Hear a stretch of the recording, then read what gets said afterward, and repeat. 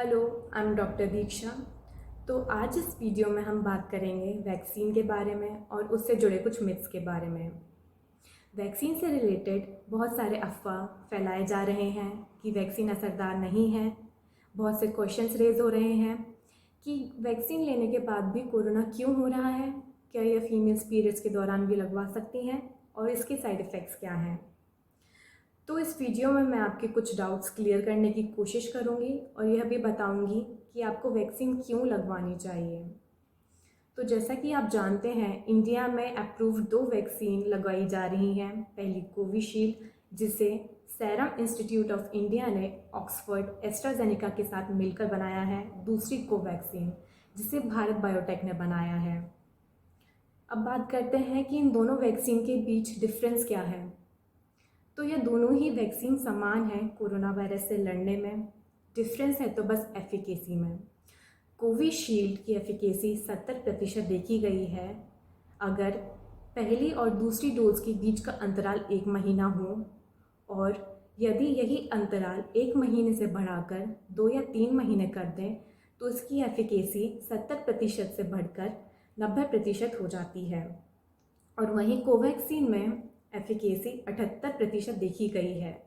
इसका मतलब यह है कि यह 70% और 78% ही इफ़ेक्टिव हैं बीमार कोरोना से लड़ने में। तो अब यहाँ ये सवाल उठता है कि वैक्सीन लगवाने के बाद भी कोरोना क्यों हो रहा है। तो उसका पहला रीज़न यह है कि वैक्सीन की दोनों डोज लगवाने के बाद इम्यूनिटी डेवलप होने में 2 से 3 हफ्ते का टाइम लगता है। दूसरा रीज़न है कि जैसा कि मैंने अभी आपको एफिकेसी के बारे में ही बताया, तो कोई भी दवा या कोई भी वैक्सीन 100% इफ़ेक्टिव नहीं होती है। इसके साथ ही जैसा कि मैंने आपको अपनी पहली वीडियो में बताया था कि इंडिया में डबल म्यूटेंट वायरस के अलावा भी ट्रिपल म्यूटेंट वायरस के सैंपल्स कुछ जगह के कुछ सैंपल्स में पाए गए हैं। तो इसे ध्यान में रखकर भारत बायोटेक ने 3rd डोज यानी बूस्टर डोज के लिए US FDA को प्रस्ताव दिया है, जिसमें ये म्यूटेंट वायरस स्ट्रेन्स को भी कवर किया जाए। वैक्सीन की दोनों डोज लगने के बाद यह देखा गया है कोरोना होने पर आपको सिर्फ माइल्ड सिम्टम्स ही होंगे। ये आपको सीवियर सिम्टम्स, हॉस्पिटल एडमिशन और डेथ से बचाता है। इसकी सीवियरिटी रिस्क और डेथ रिस्क 0 के बराबर बताई गई है। इसके अलावा यह भी याद रखें कि अगर आपने कोविशील्ड की पहली डोज ली है तो दूसरी डोज भी आप कोविशील्ड की ही लें, और यदि आपने कोवैक्सीन की पहली डोज ली है तो दूसरी डोज भी आप कोवैक्सीन की ही लें।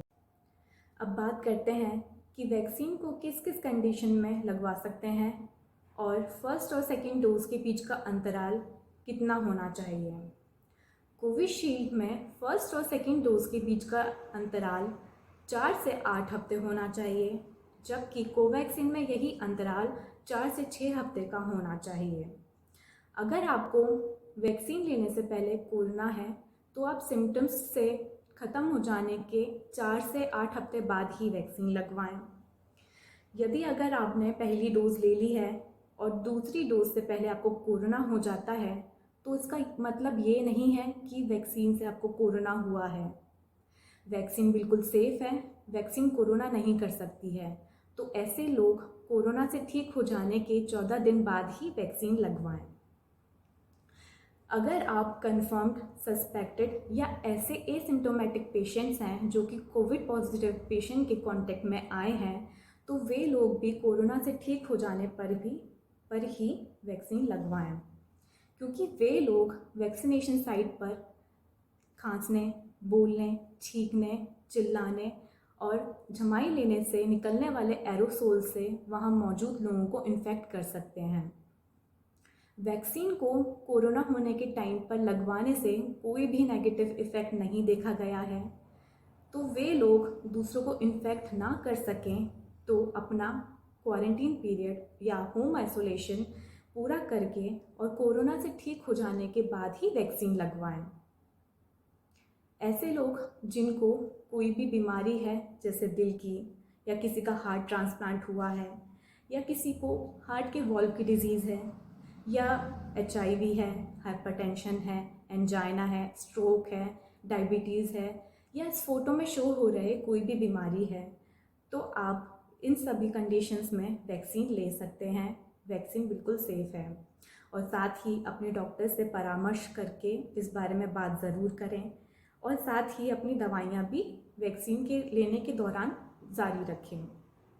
अगर ऐसे पेशेंट जिनको हार्ट या ब्रेन की कोई भी डिजीज़ है, वे एस्पिरिन या अन्य एंटीप्लेटलेट्स दवाइयों पर हैं, तो वे लोग भी अपने डॉक्टर से परामर्श ज़रूर करें और वैक्सीन ले सकते हैं।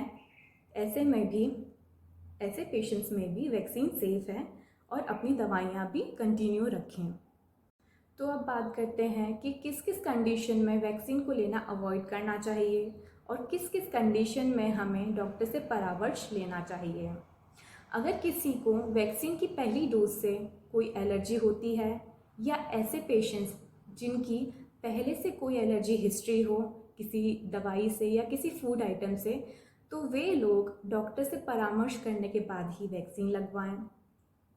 अगर ऐसे कोई पेशेंट हैं जिनको पहले से बुखार है या सीवियर इन्फेक्शन है, तो ऐसे में वैक्सीन ना लें। ऐसी औरतें जो गर्भवती हैं और जो अपने बच्चे को स्तनपान कराती हैं, वे लोग भी वैक्सीन ना लें। ऐसे कोविड पेशेंट जिनको प्लाज्मा दिया गया हो, तो अभी के लिए वैक्सीन ना लें। अगर कोई पेशेंट हॉस्पिटल या आईसीयू में भर्ती है और इसको ब्लीडिंग की प्रॉब्लम है, तो वे लोग डिस्चार्ज हो जाने के बाद ही वैक्सीन लगवाएं। अगर किसी पेशेंट का प्लेटलेट काउंट लो है यानी थ्रोम्बोसाइटोपिनिया है, तो वे लोग अपने डॉक्टर से पूछने के बाद ही वैक्सीन लगवाएं। अगर किसी को हीमोफीलिया जैसी ब्लीडिंग डिसऑर्डर्स हैं, तो वे लोग फिजिशियन की देखरेख में ही वैक्सीन ज़रूर लगवाएं।